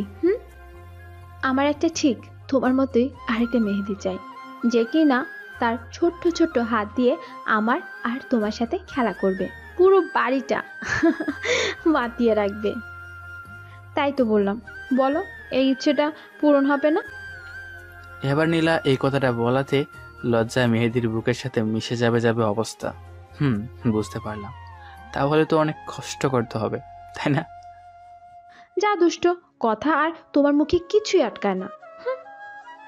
আরে আটকাবে কেন? আমি তো আমার বউকে বলছি, অন্য কাউকে তো বলছি না। বলছো তুমি আমার পাঠক পাঠিকার সামনেই তো বললে। আরে তাই তো বলেই গিয়েছি। যাই হোক, আজ রাতটা কি এখানেই কাটাবে নাকি? আর একটু থাকি না এখানে, অনেক ভালো লাগছে। আচ্ছা, তাহলে বাসরটা এখানেই সেরে ফেলি, কেমন? তুমি তো দেখছি অনেক সাহসী হয়ে গেছো, আগে একটা কিস করলে সব উদয় হয়ে যেত। তখনকারটা তো বিয়ের আগে, তাই ভয় ভয় লাগতো, কিন্তু এখন তো বিয়ে করে ফেলছি। তুমি তো একটা ভিতর ডিম। কি আমি ভীতু না? দাঁড়াও বলি, কোলে তুলে নিলাম, আর নীলা আমার গলা জড়িয়ে ধরে আমার মুখ প্রাণে এক নজরে তাকিয়ে আছে। আমি নীলাকে নিয়ে আমার রুম, সরি এখন তো আমাদের রুম হবে, আমাদের রুমে চলে আসলাম আর নীলাকে খাটের উপর শুয়ে দিলাম। তখনই নীলা বলল, আয় দাঁড়াও, আগে কিছু হবে না, যাও ওয়াশরুম থেকে উজু করে আসো। আমাদের নতুন জীবনে পা দেওয়ার আগে শুকরিয়া আদায়ের জন্য 2 রাকাত নফল নামাজ পড়ব। আচ্ছা। আমিও নীলার কথা মতো ওয়াশরুম থেকে উজু করে এসে দেখি নীলা 2টা জায়নামাজ ফ্লোরে বিছিয়ে রেখেছে, আর নীলাও উজু করে আসলো। আর আমরা 2 রাকাত নফল নামাজ আদায় করে মহান রাব্বুল আলামিনের দরবারে দোয়া করলাম। আর নীলা গিয়ে বেডের উপর বসে পড়ল, আমিও গিয়ে ডিরেক্ট শুয়ে পড়লাম, কিছু না বলি। আসলে নীলাকে রাগানোর জন্য এটা করা। হায় আল্লাহ, শুয়ে পড়ে মনে হয় অনেক বড় ভুল করলাম। আয় শালা লাল বান্দর, হনুমান, কানা বিড়াল, ল্যাংড়া কুত্তা, তুই শুয়ে পড়লি কেন? তোর সাহস তো কম না? হ্যাঁ আরে কি করছো কি? কলারটা ছাড়ো, গলায় ব্যথা পাচ্ছে। ইতিমধ্যে নীলার চোখের কোণায় পানি চলে আসছে। নীলা আমার কলারটা ছেড়ে দিয়ে উল্টা পাশ হয়ে শুয়ে পড়লো। আমি বেশ ভালো করেই বুঝতে পারছি যে নীলা কান্না করছে। আমি নীলাকে পেছন থেকে জড়িয়ে ধরে বললাম, এই সিনিয়র বউ, রাগ করছো? কোন কথা বলছো না যে, শুধু নাক টানছে। সরি, আমার ভুল হয়ে গেছে, প্লিজ জান্নাতের আম্মু, কান্না করিও না। চুপ। আই কুত্তা, জান্নাতটা আবার কে? হ্যাঁ আরে বাবা, তুমি শুধু রেগে যাচ্ছ। জান্নাত তো হচ্ছে আমাদের মেয়ের নাম, আমাদের একটা মেয়ে হবে, তার নাম রাখবো জান্নাত।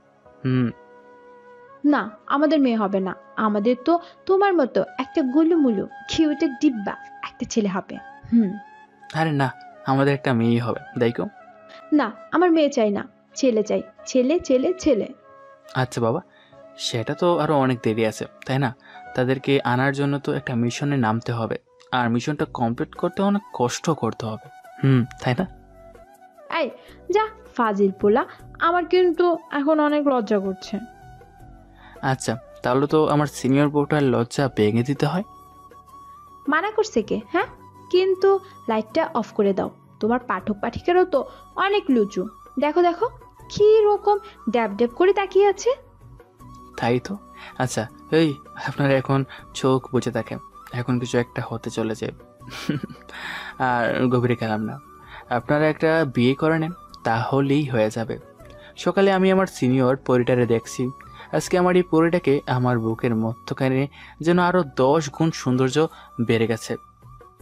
আমি নীলার দিক থেকে আমার চোখ সরাতে পারছি না। আমি চেয়েছিলাম এই মেয়েটাকে অনেক কষ্ট দিব, কিন্তু পারলাম না, কারণ আমি নীলাকে আমার জীবনের চাইতেও বেশি ভালোবেসে ফেলছি।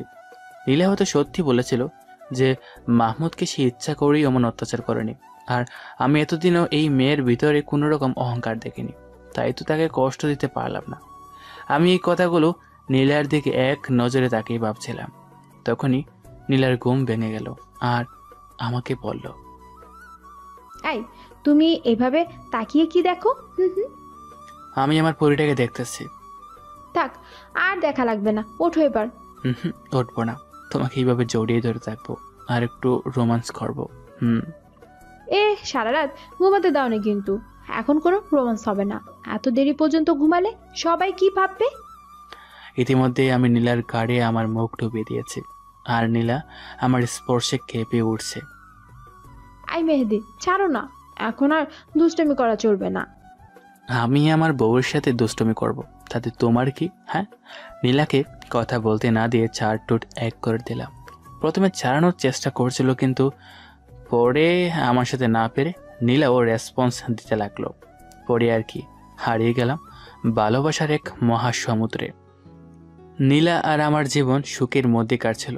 নীলাও কলেজে যেত, আমিও কলেজে যেতাম, আর টুকটাক বাবার অফিস দেখাশোনা করতাম। কিন্তু আমার মনের মাঝে একটা কথা বারবার নাড়াচাড়া করত, সেটা হলো মাঝে মাঝে নীলা আমাকে মাহমুদ বলে ডাকে। বিয়ের আগে থেকে সাব্বিরও আমাকে মাহমুদ বলে ডাকতো। কেন এই নামে তারা আমাকে ডাকে তা জানতে আমার মনটা বেকুল হয়ে পড়ছে। তাই একদিন রাতে নীলাকে জড়িয়ে ধরে বললাম, নীলা, তোমাকে একটা কথা বলি, কেমন? তুমি আমার কথার উত্তরটা ঠিকঠাক দিবে, প্রমিস করো। আরে আরে বাবা, কি বলতে হবে তাই বলো। আমি কি কখনো তোমার কাছ থেকে কিছু লুকিয়েছি? বলো। কিছু লুকাওনি, কিন্তু আজকে লুকাতে পারো। তাই বলছি, যা বলবো তার সঠিক উত্তর দিতে হবে, প্রমিস করো। আচ্ছা শোনা, বলো কি উত্তর তোমার চাই, আমি সব বলবো, প্রমিস। আচ্ছা, আমার কি আর কি কোনো নাম আছে, বা আমার কি অন্য কোনো পরিচয় আছে? আরে মেহেদি, কি বলছো আবল তাবল? চলো আমরা গল্প করি, সেটাই ভালো হবে। উফ নীলা, আমার কথাটা এড়িয়ে যাচ্ছ কেন? আমার তো নিজেকেই সন্দেহ হচ্ছে যে আমি কে, কারণ আমার সব কিছু মনে নেই। মাত্র এত থেকে 2 বছরের কিছু কথা মনে আছে। আমার মনে হয় আমার আরও একটা পরিচয় আছে। তাই বলছি, প্লিজ কথা না করে সত্যি বলো, আমি কে, কি আমার পরিচয়? তুমি কিন্তু আমায় কথা দিয়েছো যে আমি যা জানতে চাইবো তুমি সব বলবে। আমার এরকম কথা শুনে নীলা বাধ্য হয়ে সব বলতে লাগলো।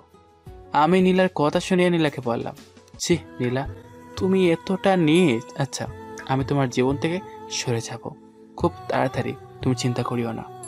মেহেদি, তুমি আমাকে ভুল বুঝতেছো, আমি সত্যি। আমি আর নীলাকে কিছু বলতে না দিয়ে অন্য রুমে গিয়ে শুয়ে পড়লাম। নীলার দরজার সামনে এসে অনেকক্ষণ যাবত ডাকাডাকি করতে করতে কান্না করে দিল, আর তারপরও দরজা না খুলে ঘুমিয়ে পড়লাম। সকালে দরজা খুলে দেখি নীলা দরজার সামনে ঘুমিয়ে আছে। আমি নীলাকে কুলে তুলে বেডে শুয়ে দিয়ে ফ্রেশ হয়ে কারোর সাথে কোনো কথা না বলে অফিসে চলে আসলাম। অফিসের কাজ শেষ করে রাতে বাড়ি ফিরছি। রাস্তাটা বেশ ফাঁকা, কিন্তু হঠাৎ করেই একটা ট্রাক এসে আমার গাড়ির সাথে অনেক জোরে ধাক্কা দিল। হসপিটালের বেডে শুয়ে রাখা হয়েছে একটা নিতর দেহ। দেহটা আর কারণ না, এই মৃত মানুষটা হচ্ছে মাহমুদ ওরফে মেহেদি। মেহেদির পরিবারের সবাই এখন হসপিটালের সাথে, নীলাও আছে। লাশের পাশে দাঁড়িয়ে দাঁড়িয়ে কান্না করছে। মিস্টার আলমগীর মানে মেহেদির বাবা আপন ছেলে না, কিন্তু মেহেদিকে তিনি তার নিজের জীবনের চেয়েও ভালোবাসতেন। আর শাহানা বেগম মানে মেহেদির মা, সে তো এখন বেহুশ অবস্থায় আছে। ছেলের মৃত্যুর কথা শুনে সাথে সাথে হার্ট অ্যাটাক করে ফেলে। এই নীলার করুণ অবস্থা। সে চুপচাপ মাহমুদের পাশে দাঁড়িয়েছিল। সহ্য করতে না পেরে মাহমুদকে জড়িয়ে ধরে কান্না ভেঙে পড়ছে আর বলছে, এই মাহমুদ, কথা বলো প্লিজ। তুমি আমার সাথে মজা করছো তাই না? দেখো মাহমুদ, আমি সত্যি বলছি, কলেজে তোমার সাথে রুড ব্যবহার করেছি যখন, তখন আমি নিজের মধ্যেই ছিলাম না। আমার না তখন শুধুই রাগ হতো তোমাকে দেখলে, কিন্তু কখন যে তোমায় ভালোবেসে ফেলেছি তা বুঝতেই পারলাম না। আমি নিজেই জানতাম না। তাই তো তুমি যখন 6 মাস কলেজে আসোনি, তখন মনে হতো আমি মরেই যাব। জানো মাহমুদ, 6 মাস পর তোমাকে আবার যখন কলেজে দেখেছি, তখন আমার চেয়ে আর বেশি খুশি কেউ হয়নি। জানো মাহমুদ, আমি তোমার সন্তানের মা হতে চলেছি। কালকে যখন অতীতের কথাগুলো তোমায় বললাম, তখন বলতে চেয়েছিলাম আমি জানতাম তুমি আমাদের বাচ্চার কথা শুনলে আমার উপরে রেগে থাকতে পারবে না, কিন্তু তুমি আমাকে বলার সুযোগটাই দিলে না। বেঈমানের মতো আমাকে একা করে চলে গেলে। মাহমুদ, তুমি এখন মজা বাদ দাও, প্লিজ ওঠো না। হেই, আমার সাথে ঝগড়া করতে যে আমাদের মেয়ে হবে, দেখো আমি আর তোমার সাথে কোনো ঝগড়া করব না, আমাদের মেয়ে বাবুই হবে। যাও, তুমি জিতে গেছো, আমি তোমাকে জিতিয়ে দিয়েছি। সব সময় তো আমাকে জিতিয়ে দিতে, এবার তোমাকে জিতিয়ে দিলাম। তারপরও তুমি ওঠো প্লিজ, আর ঘুমিয়ে থেকো না, ওঠো, হেই ওঠো না। কিন্তু নীলাকে মাহমুদ ভুল প্রমাণিত করে দিয়ে চলে গেল না ফেরার দেশে। তাই বলে কি, প্রিয়, তোমাকে যে ভালোবাসে তাকে কখনো অবহেলা করো না। হয়তো তোমার অবহেলাটা সে সহ্য না করতে পেরে চলে যেতে পারে না ফেরার দেশে। আরে আরে, শুনেন শুনেন, এটা তো ছিল যারা স্যাড এন্ডিং পছন্দ করেন তাদের জন্য, গল্পটার সাথে থাকার জন্য অনেক অনেক ধন্যবাদ। আর হ্যাঁ, সবাই আমার জন্য একটু দোয়া করবেন, কেমন? ধন্যবাদ সবাইকে, আল্লাহ হাফেজ।